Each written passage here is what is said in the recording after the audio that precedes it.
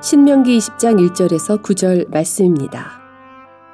내가 나가서 적군과 싸우려 할 때에 말과 병거와 백성이 너보다 많음을 볼지라도 그들을 두려워하지 말라. 애굽 땅에서 너를 인도하여 내신 내 하나님 여호와께서 너와 함께 하시느니라. 너희가 싸울 곳에 가까이 가면 제사장은 백성에게 나아가서 고하여 그들에게 말하여 이르기를 이스라엘아 들으라. 너희가 오늘 너희의 대적과 싸우려고 나아왔으니 마음에 겁내지 말며 두려워하지 말며 떨지 말며 그들로 말미암아 놀라지 말라. 너희 하나님 여호와는 너희와 함께 행하시며 너희를 위하여 너희 적군과 싸우시고 구원하실 것이라 할 것이며 책임자들은 백성에게 말하여 이르기를 새 집을 건축하고 낙성식을 행하지 못한 자가 있느냐. 그는 집으로 돌아갈지니 전사하면 타인이 낙성식을 행할까 하노라. 포도원을 만들고 그 과실을 먹지 못한 자가 있느냐.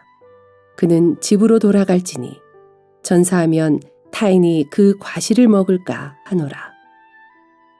여자와 약혼하고 그와 결혼하지 못한 자가 있느냐.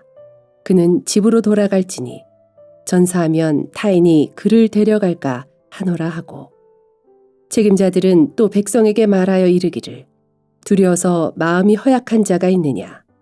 그는 집으로 돌아갈지니 그의 형제들의 마음도 그의 마음과 같이 낙심될까 하노라 하고 백성에게 이르기를 마친 후에 군대의 지휘관들을 세워 무리를 거느리게 할지니라.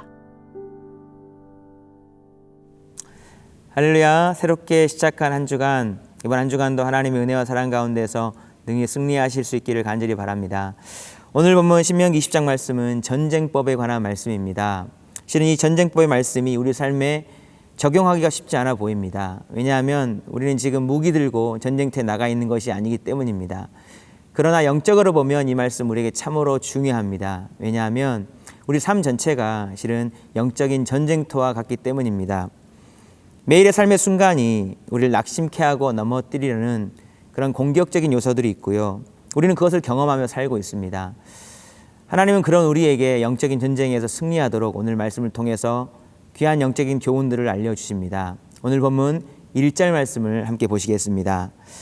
내가 나가서 적군과 싸우려 할 때에 말과 병거와 백성이 너보다 많음을 볼지라도 그들을 두려워하지 말라.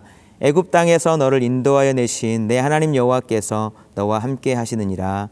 아멘. 이 말씀을 보면 하나님께서 인생의 전쟁 가운데서 우리를 가장 두렵게 하는 것이 무엇인지를 잘 알고 있다는 것을 알 수가 있습니다. 말과 병거와 백성이 너보다 많음을 볼지라도 라고 말씀했습니다. 바로 우리가 눈으로 보는 숫자입니다. 우리가 감당해야 될 여러 상황들의 그 개수들, 우리가 처리해야 될 일의 분량들, 또는 어떤 감당해야 될 상황의 크기, 또한 우리가 짊어져야 될 삶의 무게도 있고요. 또 때로는 어떤 것을 이겨야 되는데 그게 가능할지에 대한 확률, 퍼센티지, 이런 것들이 바로 우리를 두렵게 한다고 말씀합니다.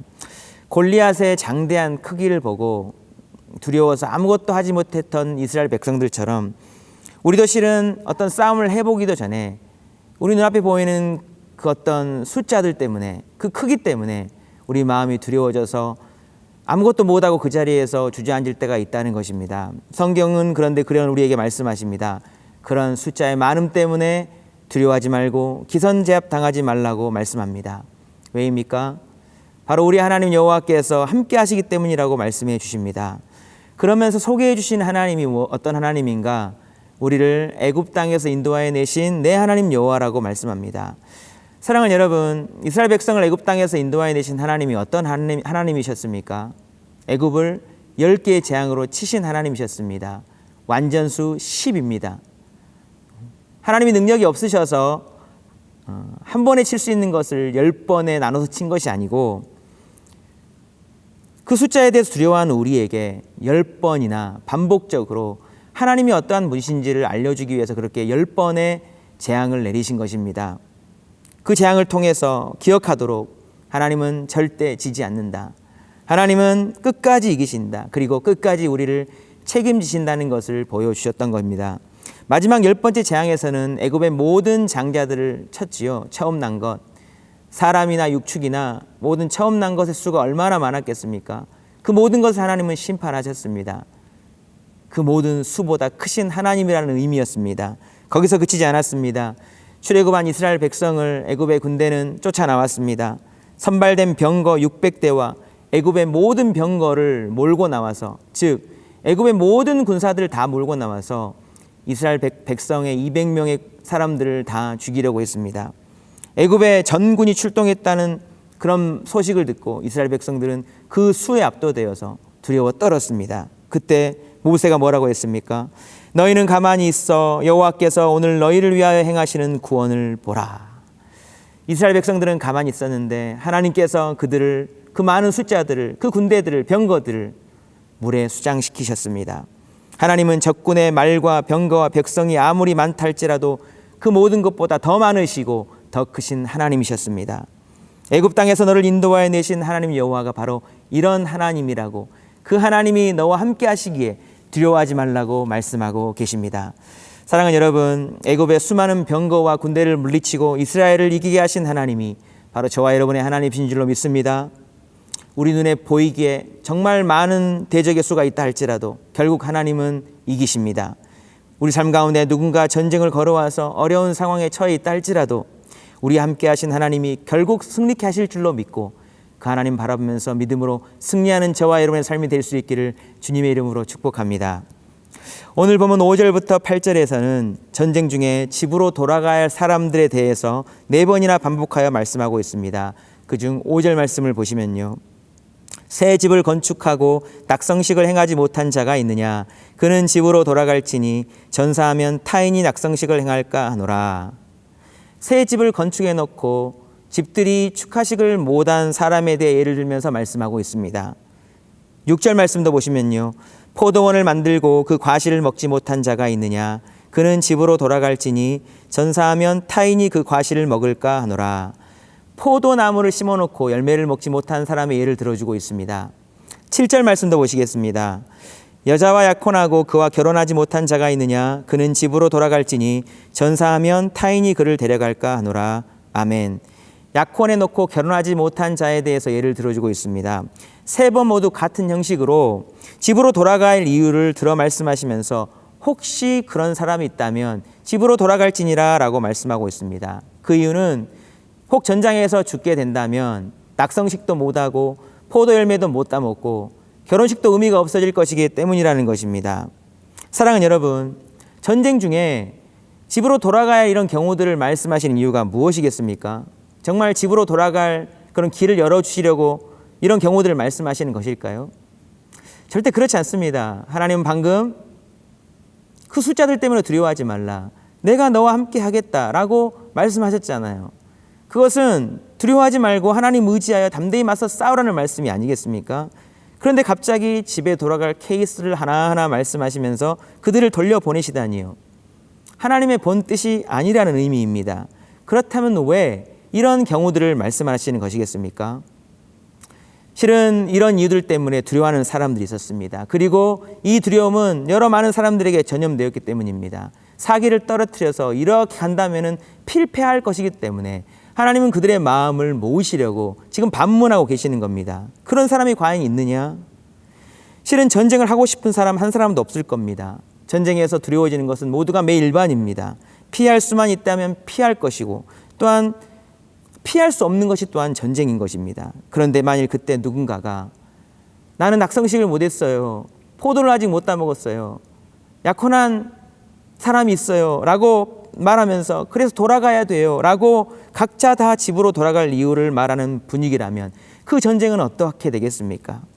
사기가 완전히 떨어지고 모두가 다 함께 두려워질 것입니다. 전쟁에서 가장 큰 힘은 사기가 충천한 것, 담대한 것인데 또한 가장 큰 적은 두려움인데 그 두려움은 군대 전체의 사기를 떨어뜨려서 패하게 만들 것인데 하나님은 바로 그것을 염려하심으로 그 가능성을 차단하시고 전쟁을 향하여서 하나로 마음을 모으려고 이 말씀을 하고 계신 것입니다. 이는 나열한 말씀 중 마지막 8절 말씀을 보면 더욱 분명해집니다. 8절 말씀 함께 보시겠습니다. 책임자들은 또 백성에게 말하여 이르기를 두려워서 마음이 허약한 자가 있느냐 그는 집으로 돌아갈지니 그의 형제들의 마음도 그의 마음과 같이 낙심될까 하노라 하고 위의 세 번과 똑같은 형식으로 말씀하고 있습니다. 두려워서 마음이 허약한 자가 있느냐 반문하십니다. 낙성식을 못한 자가 있느냐 포돈 때문에 약혼 때문에 집에 돌아갈 자가 있느냐 전쟁에서 마음이 나눠져서 정말 두려움이 몰려와서 사기가 떨어질까 봐 그런 자가 있다면 집으로 돌아가라 말씀하시면서 두려움을 떨쳐내고 계신 겁니다. 두려움이 전염되지 않도록 두려움을 버리라고 말씀하고 계시는 겁니다. 사랑하는 여러분, 전쟁은 당하고 싶어서 당하는 사람 없습니다. 그러나 전쟁은 늘 우리 가운데 있습니다. 인생 자체가 크고 작은 전쟁의 연속이잖아요. 피할 수가 없는 겁니다. 그것이 무엇이든 그것이 나와 내 인생 그리고 우리의 사랑하는 가족 나의 포도원 하나님 나라를 무너뜨리려 한다면 여러분 어떻게 하시겠습니까? 목숨을 걸고서라도 지켜내는 것이 당연하지 않습니까? 전쟁은 그런 것입니다. 승리가 있어야 낙성식도 있는 것이고 포도원도 있는 것이고 결혼식도 할 수가 있는 것입니다. 사랑하는 여러분, 여러분 인생의 크고 작은 전쟁 앞에서 지금 어떠한 마음을 서고 가지고 계십니까? 어떤 것이 여러분의 마음을 또한 흔들고 두렵게 하며 또한 낙심케 하고 있으십니까? 혹시 두려움이 있으시다면 그거 돌려보내실 수 있기를 간절히 바랍니다. 그거 하나님께로 드려버리실 수 있기를 축복합니다. 우리에게 두려워하지 말할 이유가 있잖아요. 우리를 사랑하시는 전능하신 하나님이 계시고 우리의 대장 예수 그리스도가 우리 가운데 계십니다. 우리 모두는 여전히 전쟁 중에 있습니다. 우리를 대적하는 적군의 수가 아무리 많다 할지라도 내가 맞서고 감당해야 될 세상의 크기가 아무리 커 보인다 할지라도 그 모든 것은 하나님보다 크지 않습니다. 이 무수한 만물을 지으시고 별들의 숫자를 세시며 우리의 머리털까지도 세시는 그 하나님이 우리 가운데 계심으로 그 하나님을 크게 보시고 이 모든 우리를 두렵게 하는 영적인 전쟁 가운데서 능히 승리로 영광 올려드리는 저와 여러분의 삶이 될 수 있기를 주님의 이름으로 축복합니다. 기도하시겠습니다. 사랑의 하나님 아버지, 우리 앞에 놓여있는 매일의 영적 싸움 가운데서 담대함을 잃어버리지 않게 하여 주시옵소서. 우리가 감당해야 될 대적들의 말과 병거와 백성의 많음에 의해서 위축되거나 두려워하지 않도록 우리 마음을 지키게 하여 주시고 두려워하지 말라고 말씀하시는 우리의 구원자 하나님을 더욱 크게 바라보므로 늘 담대히 승리하는 삶 살아가도록 축복하여 주시옵소서. 예수님의 이름으로 기도드리옵나이다. 아멘.